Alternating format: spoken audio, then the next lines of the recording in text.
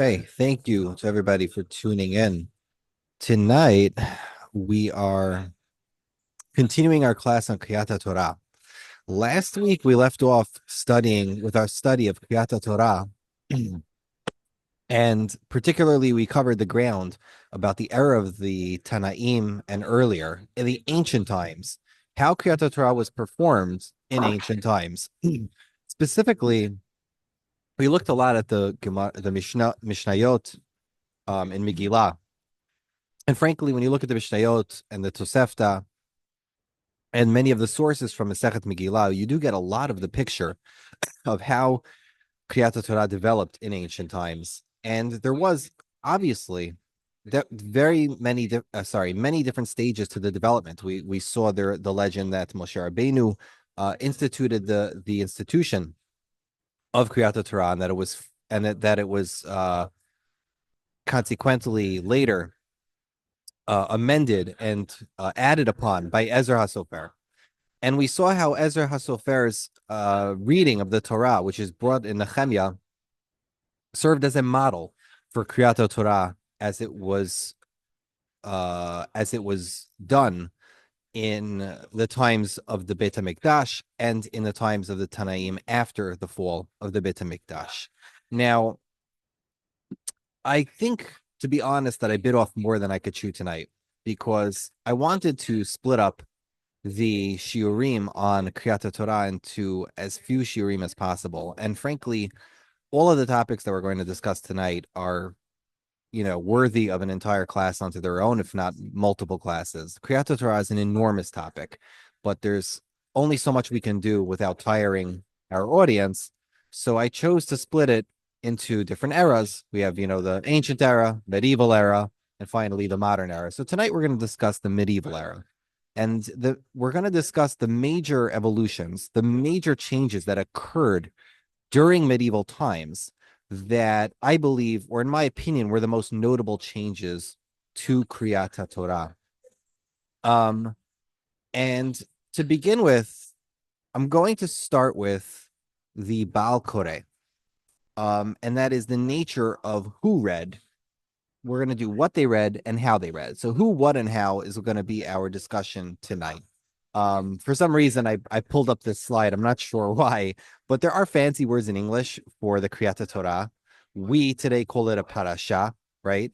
But in fancy English, the word is election, Lection, and a cycle of readings would be a lectionary. Pericope is a selection from a book. So a parsha, particularly a specific parsha or a topic that you choose in order to read, like if you're going to read a Parashat HaChodesh, Parashat Parah, the fancy word is a pericope. Typically, you'll call a parasha that you're going to read a lection, and a selection you'll call a pericope.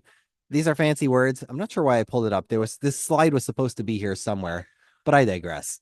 Okay.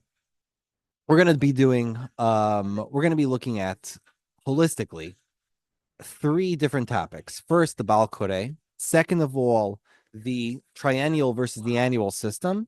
And lastly, the Minhag of Targum. So let's begin with the Baal Koreh. One of the earliest sources we have for how Kriyat Torah was performed is from Philo Judaeus. Philo Judaeus was a Hellenistic Jew who wrote extensively. He was a philosopher in Alexandria in Egypt in the 1st century. And he wrote a lot of things. He wrote history, he wrote philosophy, he wrote arguments, all sorts of very important works from the 1st century. He was not a rabbinic Jew, he was anti-rabbinic. Yet his information about the Torah, what he believed in, how much he believed, is incredibly valuable.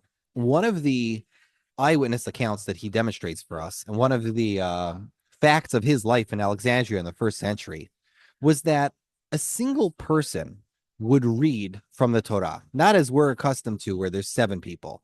Instead, it says as follows, and this is a translation from the Greek. He says, and so, in fact, they do always meet together and sit down one with another, most of them in silence, except when it is customary to add a word of good omen to what is being read. But some priest who is present, or one of the old men, the Zakanim, reads to them the holy laws and explains each separately until nearly eventide, and after that they are allowed to depart with a knowledge of their holy laws with great improvement in piety. Essentially, what he's saying here is that in Alexandria Sheba Mitzrayim, the minhag was that the Keriat HaTorah was done by the most prestigious member of the community, not with 7 olim as we're familiar with it today. Now, that's a really interesting piece of information. Ismael Bogan, the one of the eminent scholars of Jewish liturgy, thought that philosophically speaking, you must say that originally Kriyat Torah as an institution began with a single reader, since Kriyat Torah itself was developed as a didactic tool to teach people, it would only be logical to say that originally there was a single teacher and there was a single person reading from the Torah. Eventually, however, over time, when it became more ritualized, different people would read different selections. The Kahal would participate, and then it got broken down into different people reading different parts. That's what he assumes. We never really had any straightforward evidence because the Tanaim are already familiar in the Mishnayot with a system. They have regulation. There's 7 people. There's 7 aliyot on Shabbat. There's 3 aliyot on a regular day, 4 on Rosh Chodesh. Right? They're very familiar with the regulations already. So by the time of the early Tanaim, there were already these regulations. Now, it is possible that Philo is not describing an alternative custom of Hellenist Jews. He's not describing an earlier custom before the Mishnah. It is very possible what he's describing is something called Beit HaKnesset Shelo Azot, meaning a Beit HaKnesset which only has people who do not speak Hebrew. If nobody in the Beit HaKnesset is able to read Hebrew, then the halacha is that the one person who can, if there is one person, he can read it in Lashon HaKodesh for everybody else. And that could explain why there's only one person reading. And essentially, there's different halachot about this. I believe the Tosefta says that he should stand and sit 7 times to show the division. Later, the Geonim say that you should say a bracha 7. You should do 7 brachot for the 7 aliyot. Well, really 14 brachot. And he should divide it into 7. It could be that Philo is just telling us that in Alexandria Mitzrayim, most people didn't speak Hebrew, and therefore one person had to read the entire Torah because nobody else could. That is possible. Now, regarding those regulations, originally it appears that anyone was allowed to go up to the bima, and that would include women, slaves, and even children. This at least is explicitly in the Tosefta. However, the Tosefta adds that women should not read for the rest of the Kahal because of Kavod HaTzibor. What does it mean because of Kavod HaTzibor? Why is it disrespectful for the Tzibor if a woman would read? The answer probably is that in their times, it was much less common for women to be literate than it was for men to be literate. So if a woman was getting up to read in front of the whole Kahal, it would sound like it would be almost disgraceful that this congregation doesn't have any men that are literate. However, there is a woman who is literate. Now, to be precise, this girsa in the Tosefta is not very clear. The Rishonim actually debate exactly what the Tosefta means when it says that a woman shouldn't read. And Yesh Omrim, some say that it only means a woman shouldn't read if she's the only one who could read Hebrew. That's a disgrace. But if there was already 6 other men, and already other men had an aliyah, then she would be able to read with everybody else. Now, whether that's l'chatchila b'diavad is not clear, but it depends how you learn the Tosefta. The Bavli clearly holds, unlike the Tosefta, that a woman cannot read even b'diavad because of kavod tzibor. That's at least the halacha, which we keep until today. At least the Orthodox Jewry does not allow women to read because of this regulation in the Tosefta. That's so much for who can read. But the way we understand it today, where there's a Baal Koreh and then there's Olam, those are separate people, was not always the case. You see, in the time of the Tanaim Amoraim, all the way till the time of the Geonim, there were always 3 people who would rise up to the bima. I have imaged here on the screen the famous synagogue in Sardis, which is in Turkey today. As you could see, the bima survived. It's almost wide enough for roughly 3 people. According to Rav Saadia Gaon, there were 3 people. There was the Chazan HaKnesset, the officiator of the shul, the Ola, the person who was actually being called to read the Torah, and the Mitargim, the translator. You see, in today's times, the way people are familiar with it is that the chazan will call you. He'll say, "But you get the kavod, right? Yeah, moed," and he'll call somebody up to the bima, and the person says the bracha, and then there's a Baal Koreh who reads for him, and then he says, and then the ola says the final bracha again. And the way most people who know what they're doing will also read quietly along with the Baal Koreh, but this wasn't always the case. All the way until roughly the 13th century, the dominant halacha and custom was that the Ola himself would read his portion. And the Jewish people were so emphatic about the education of Tanakh that everybody who was an educated Jew from a young age knew Tanakh. They just knew the parashiot. They were able to read with Ta'amim at a very young age. By the time of the Bar Mitzvah, they were expected to know how to read any of the aliyot if they were called upon to read. This was an expectation, and there are actually yeshivot today that in Eretz Yisrael that still do this. I have a friend who went to one of these yeshivot, and he knows basically Tanakh with the Ta'amim, and he's ready to read at any time. It's a fascinating thing, and it's a shame that we don't have this level of education anymore. However, this was the function. The Chazan's job was to call upon each Olah to read. Why? Because the halacha was that they developed a form of ritual that someone had to call you to be Olah. Even if you were the chazan yourself, right? You were the chazan, the officiator of the synagogue yourself. If you were the director, you couldn't go up on your own and just read. Someone had to call you up. It was almost like a formality that they felt made sense because they didn't want the chazan to abuse his position. Therefore, for formality's sake, they always made somebody else call someone up. The next person was the Olah, the person who was actually reading, and finally the Mitargim, the person who would translate every pasuk after the person who was reading would read each pasuk, and we're going to discuss him in a few minutes. So another thing the Chazan would do, the Chazan had three functions according to Saadia Gaon. The first thing he would do was call people up. The second thing he would do was he would say the last word of the bracha out loud with the mivarech. In other words, he would say like umain, he would say amen out loud, or he would say the last word of the bracha out loud with them, so everybody should be able to hear in case the guy wasn't a very loud person. If the person wasn't a loud reader, he would say the bracha out loud at the end with the guy, at least the last word, in order so everyone should know to answer amen. That's the second thing he would do. Lastly, is that he would assist the person if he made a mistake. He would prod him with the correct words, the correct ta'am, in case the person made an error. So those were the three functions of the Chazan HaKnesset. Sometime between the 10th and the 13th century, this practice began to change.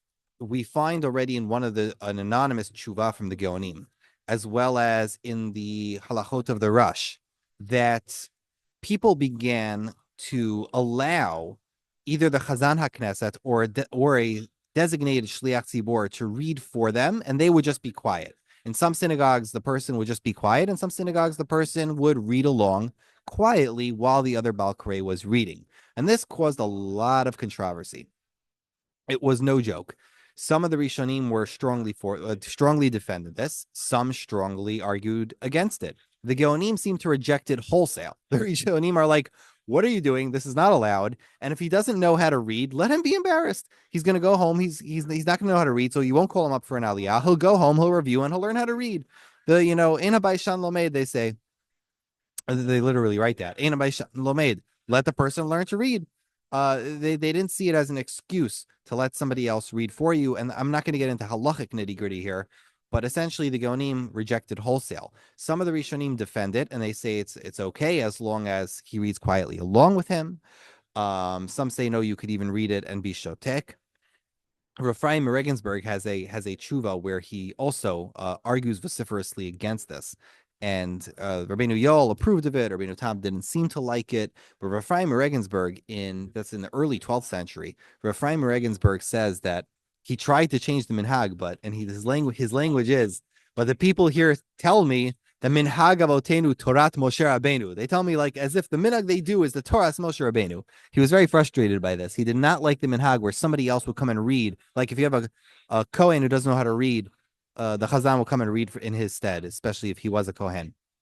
He really didn't like this. He has all sorts of arguments against it. And frankly, we don't. The way the Geonim put it is, you never find such a formula where I say a bracha as if I'm going to read from the Torah, and then somebody else does the Maisa, and then I say the final bracha. That doesn't make any sense. So even those who permit it strongly recommend that he should read quietly along with the Baal Koreh, as if the Baal Koreh is really assisting him, because it's really your job as the Oleh. It's really your job to read. It's not other people's job to read. Finally, by the time of the Shulchan Aruch, when they had all these tshuvot from the Rishonim back and forth, Shulchan Aruch paskins it's okay, as long as the person reads quietly along with him. There is a Zohar which at least the Beit Yosef himself, he believed that the Zohar sounds like only one person should be reading, and there shouldn't be two people reading at the same time. The Rama doesn't read it that way. Personally, I looked at the Zohar. I don't read it that way either. I don't understand how the Beit Yosef saw it that way, but the Beit Yosef very nearly paskin like that Zohar. It's amazing. He very nearly paskin that a person should not read along with the Baal Koreh. The point is here, that the way we know Kriyat HaTorah today is completely artificial. The real Kriyat HaTorah is where every Oleh reads the Torah. He reads that 1/7 section. That's his job. That's true Kriyat HaTorah. Having a Baal Koreh is an artificial construct which met with a lot of opposition from the poskim, and the only reason it succeeded was because the education failed, and it was very difficult for people to read or to learn how to do the tamim themselves. That remains true today. It is very, very difficult for people to imagine themselves knowing the entire Tanakh by heart. Even though the Christians can do it for some reason, and any Jew who just puts his head to it can do it, everybody feels like it's impossible for them to do. So that is where we are today, unfortunately. The next great evolution that happened in medieval times was the switch from the annual cycle, the triennial cycle, to the annual cycle. The Gemara I'm sorry, my brain is freezing here. I think in Megillah Chavtet Amud Bet, the Gemara mentions, Chavtet Amud Bet. The Gemara mentions in passing that in Bavel, at least in Eretz Yisrael, they read the Torah once every 3 years, and in Bavel they read it once every year. What does that mean? That means that in Bavel they would split up the yeshivot of the Geonim of Bavel. They would, in the yeshivot of the Amoraim, I should say, in the 4th century, the 5th century, in those yeshivot and in those jurisdictions, when they would read the Torah yearly, they had a cycle. They had a lectionary, so to speak, of 1 year, 51 parashiot, while in Eretz Yisrael, they split it up into almost 150 parashiot, and they split it into 3 years. In other words, each part was even shorter. If you open up a Chumash, sorry, I don't have one right next to me, but some of the better Chumashim will have Masoretic notes at the end of every Sefer. And the notes of the Masorah, the Masoretic texts, especially in the manuscripts, you will find that they divide the Torah 2 ways. One way they divide it is into parashiot, which is the way we're familiar with, but they'll also make notations for sidrot. This is not the samach and the pei that you're familiar with. The samach and the pei in the Chumash, that's parashas Pitucha and parashas Setuma. That's not what we're talking about. That's just how many line breaks there are. What's happening here is that we are familiar today with the parashiot in the Torah, but the Jews who followed the minhag of Eretz Yisrael and the shivot of Eretz Yisrael, the Amoraim and the Geonim of Eretz Yisrael, they had not parashiot, rather they had something called sidrot. They would call it a seder. They had a much shorter version of the Kriyat HaTorah than we do. This means that the same parasha, let's say Parashat Balak, doesn't have to end up in the summer.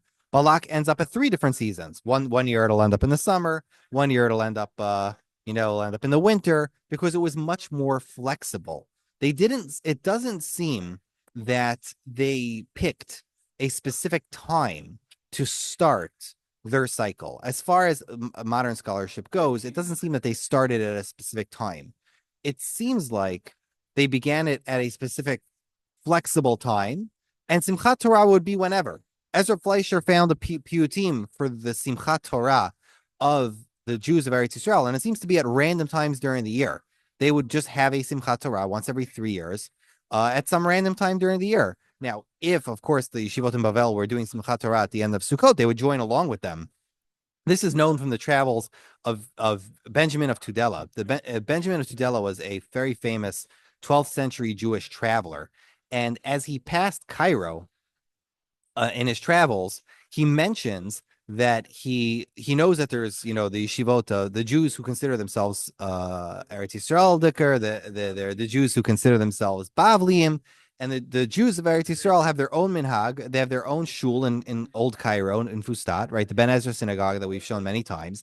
And over there, they split it up 3 times a year. And he mentions that on Simchat Torah, they would also come to join on the seventh day of Sukkot. They would also come to join the Bavliim in their Simchat Torah.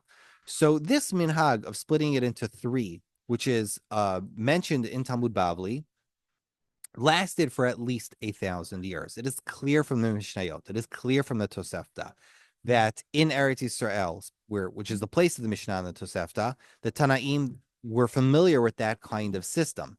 And that made the readings much more flexible. For example, if you had a shorter reading, typically for, let's say, 1/3 of a parsha, that week was Parashat Zachor. They would read Parashat Zachor instead of the Sidra that they were reading, and then the next week they would continue with the Sidra that the next week they would continue with the Sidra that was part of the 3-year cycle. It was a much more flexible and shorter system.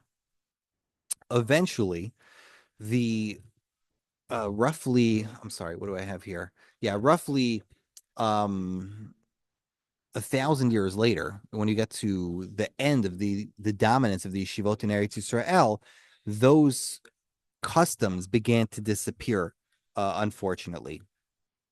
Now, the context of that Gemara I should just mention is that the Gemara says, how is it possible that a certain parsha should end up at the same time of the year as Parshat Shkalim? So it says, oh, according to the Bnei Eretz Yisrael, who have a much more flexible 3-year system, according to them, it's of course that could happen, because again, they had an almost 3.5-year cycle. Now, there's many different sources for this. The Chilufim Minhagim has this, which is a Gaonic text. In Maseches Sofrim, it mentions that there was 175 sidrot. In Esther Rabbah, it says there was 155 sidrot. We have all different sorts of countings. And if you look at the Masoretic texts, it seems that there was about 154 sidrot relative to our 51 parashiot. Now, or 51 weeks, really. But and there's a lot of dynamics to think about. Like, we would do a parasha, and then we'll do Zachor or Parashat Shkalim as an addendum, but for them, they had a completely different system. The exact nature of how this all worked is very confusing. Now, the Midrashim clearly use the system of the Sidra. If you look at all the Bereshit Rabbah, Shemot Rabbah, they're using the system of the Sidra to begin each section. Like we think in Parashiot, they thought in Sidrot, and it's clear from multiple sources. Now, we owe a debt of gratitude to a rabbi historian named Dr. Adolf Buchler. I think he got his PhD in Leipzig or something, but he wrote his dissertation in English in Oxford in 1893. And this thesis that he wrote was about the triennial cycle. And it was such a landmark, tremendous piece of work that all the scholars came after him really just owe a tremendous debt of gratitude. It's a tremendous piece of work of scholarship where he completely excavated all of the information that we had in his time before we found the Cairo Geniza. He excavated all the proofs and from every brisa, every tosefta, every medrash, everywhere, and he tried to resurrect a body and a system of the triennial cycle, the once every 3-year cycle that they did in Eretz Yisrael. And he actually has his own theory that he thinks they began in Nisan, and because they wanted certain parashiot to begin at certain times. He has a very persuasive argument, and he's a genius of a person. If you're a calendar nerd, you would love this stuff. But I mean, as much as of a debt of gratitude as we owe him, many of his methods are not really up to date. And when the Cairo Geniza came out, we had even more information to work on. And many of his critics, who criticized a lot of his finer points and the finer details, especially Elbogen and others, were vindicated once the Cairo Geniza was uncovered. One of the most amazing pieces of evidence was the Piyutim of Yanai. The Piyutim of Yanai always will mention at the end a few psukim from the parasha and a few from the sidra and a few psukim from the haftarah. And because in every Shmona Esrei that Yanai was writing a piyut for, you would have to mention if it was Morid Atal or Morid Hageshem. We have data there for whether or not the parasha, the sidra, was in the summer or in the winter. And that gave people like Menachem Zulai and Rabbi Yaakov Man the tools to figure out even further how the triennial system worked in the yeshivot of Eretz Yisrael. So Jacob Mann was also a tremendous scholar, and he wrote a book on this. The name of the book is escaping me at this moment, but he wrote an entire study, which he couldn't finish before he died. But he wrote an entire study on how Keriat HaTorah was done in the triennial system. And it's a fabulous, fascinating work to try to reverse engineer exactly what the system was. Everybody has their own theory. Some say it was 151, 154, 167, 175. There's all different ways of calculating the mathematics here. The most likely scenario is that in ancient Eretz Yisrael, and in medieval Eretz Yisrael, I should say the medieval yeshivot that followed Eretz Yisrael, they had slightly flexible systems, and every locale had had their own distinct way of doing it. But roughly speaking, they finished the Torah every 3 years. It wasn't until recently that the Reform and the Conservative tried reviving it. And the conservative synagogues to this day, there are synagogues that will do a 1/3 system. The problem is that there were modifications that were not halachic, and we'll discuss it next week, Bezrat Hashem. But the Triennial system was revived in the 19th century, thanks to the efforts of scholars who really broke their heads on this. And if anyone's interested in going deeper, I mean, I would love to go on to a deeper dive on this, but go to academia.edu, go to jstor.edu, and search for Keriat HaTorah in Hebrew. You'll find all the articles on the triennial system. You could find Jacob Mann's book. It's available on archive.org. I would recommend. This is a rabbit hole which is worth going down. It's just a fascinating history that was lost to us, and you'll see so many midrashim, so many gemarot that will start to make sense to you once you understand what they were doing in the time of the Tanaim and the Amoraim in Eretz Yisrael. It's just fantastic, a fantastic area of study, and it's still being worked on to this day. Mamash to this day, whether it's the Piyutim of Yanai or studying the older calendar, this system of the triennial cycle is still being studied to this day. Okay, I'm going to skip that. Right. Now let's discuss for a second the Targum. The Gemara in Yerushalmi says as follows. Hamachuna ka'im mitargem v'lo mekim barnash tachtoi. Amar le asir lach kishem shenitena al yedei sirsur kach anu tzrichim lenhog ba al yedei sirsur. Let me translate on the bottom here. Rav Haggai and Rav Shmuel Bar Yitzchak went to a shul, a synagogue. He saw Rav Huna standing up and translating without another person, putting another person in his stead, meaning the Baal Koreh himself would say a pasuk, Rav Huna would say a pasuk, and he would translate after himself, and then he would say the next pasuk, and he would translate after himself. He said to him, this is forbidden. Just as the Torah was given through an agent, through Moshe Rabbeinu, so too we have to do it through an agent, meaning that the Targum of the Torah has to be through an agent. Now, this is a Gemara following the Mishnayot, following the Tosefta, which just shows you this cultural reality that the Sefer Torah, the Keriat HaTorah, always had a miturgaman.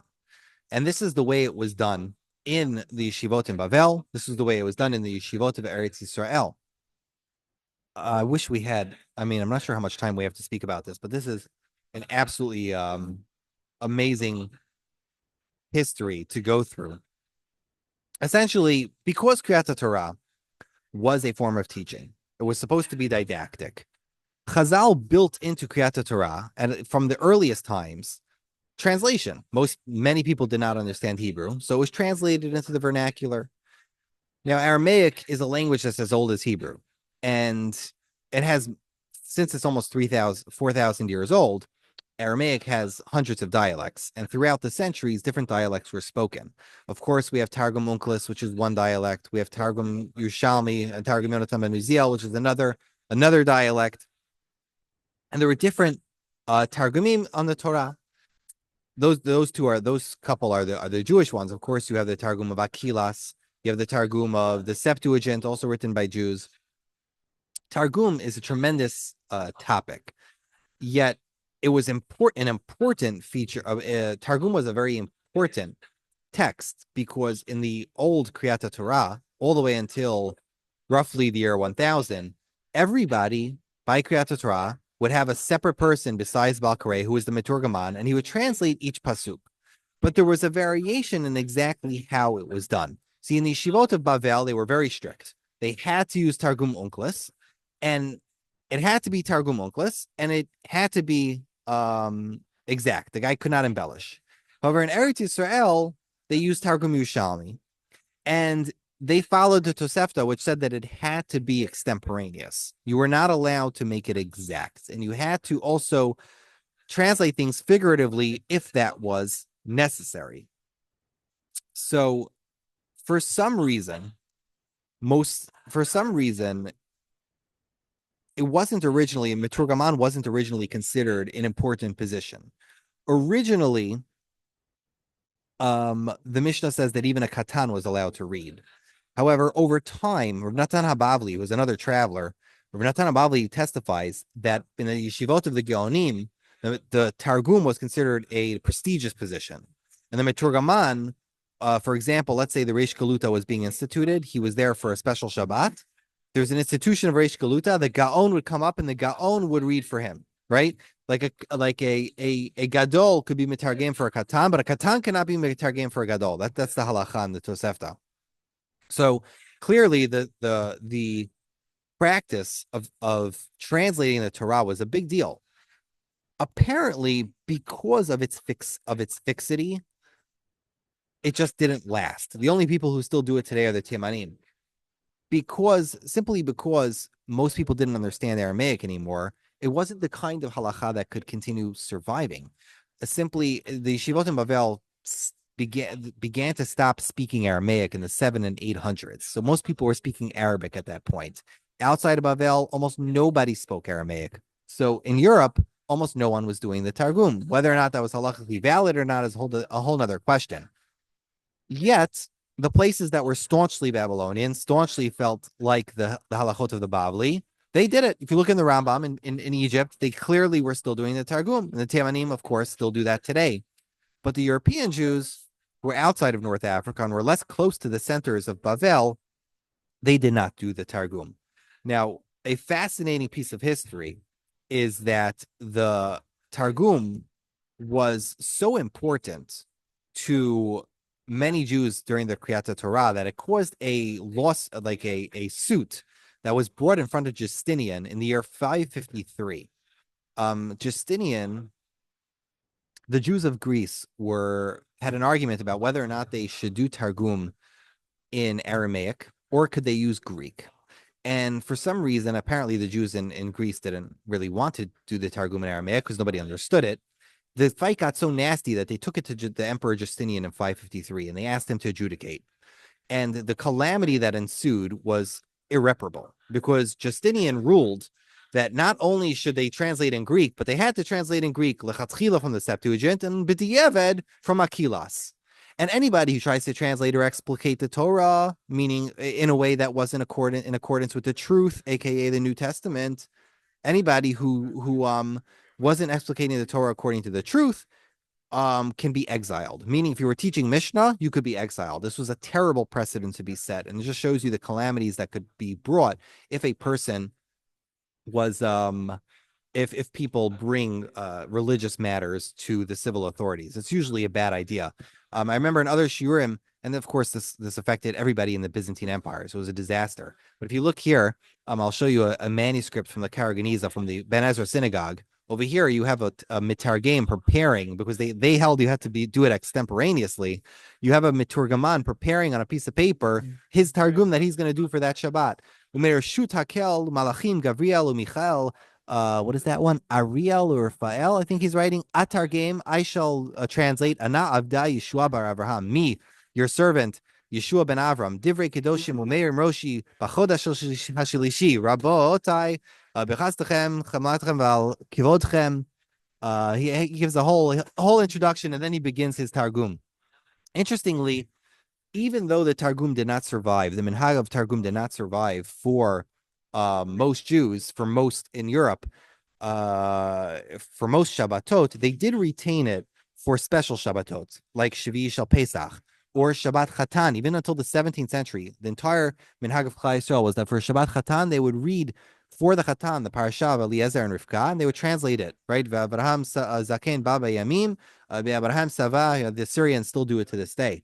But the Ashkenazim, for some reason, no longer do it. On Shvi Shel Pesach, they would translate, and on Shavuot, they would translate the Aseret Dibrot. If you open Mikrat Gedolot Ad Hayom Hazeh until today, you find the Targum Yushalmi, you'll find Dibrin, you'll find the Dibrin, Dibira Kadma'a, Dibira. You'll find the entire translated section where they used to do it in Ashkenaz up until at least the 13th century. They would do the Targum in the Keriat HaTorah for Shavuot and for Shvi Shel Pesach, etc. That is why, of course, you have the Akdamot Milin, which is one of the poems that was added to the Targum, right? There was a whole section of poetry that was added to the Targum because it was such a special occasion on Shavuot. Akdamot Milin is literally just the introduction to the poems of the Targum for Shavuot, if that even breaks your brain. Okay, now right. Originally, for the people who understood these Targumim, they were really engaging, and it was really a tremendous part of Keriat HaTorah. But as the Middle Ages moved on and trudged on, it just became a vanishing minhag. And for some reason, already by the 13th century, we just don't find it anymore because most of the Jews had moved out of North Africa. There was many Jews in Europe.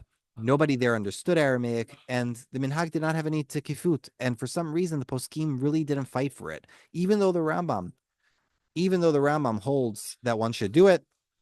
There was no forceful opposition as there was before. I told you by a Baal Koreh, there was just no forceful opposition to bring back the Targum. It would seem to be redundant, unnecessary, superfluous. For some reason, the poskim saw it as just a fight they could never win. There was no way they were going to make Kriyat Torah twice as long. It just didn't sound like something they could do. If you were in the shuls of Eretz Yisrael where the Kriyat Torah was 1/3 as long, of course, it's much easier to do a Targum.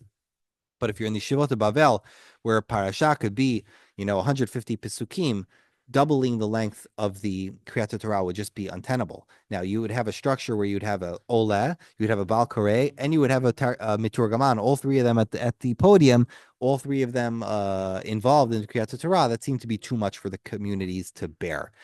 So at the end of the medieval period, what we have is a new type of Kriyat Torah. We have a Kriyat Torah where there is a designated Baal Koreh.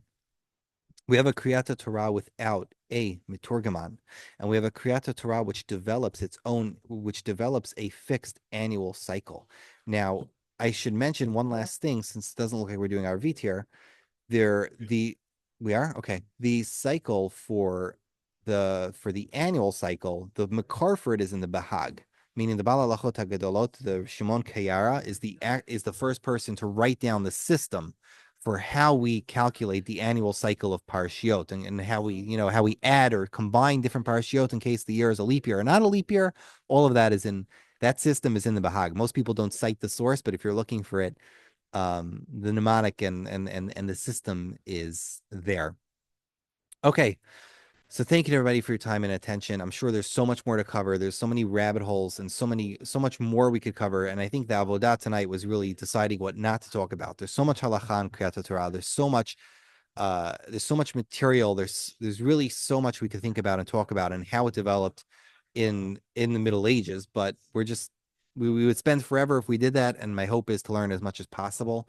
B'ezrat Hashem, next week we will talk about how in the modern era, in the past 500 years, how the Kriyat Torah evolved as well, and hopefully we'll discuss the liturgies such as Brich Shmei and Gadul Hashemiti and the Brachot.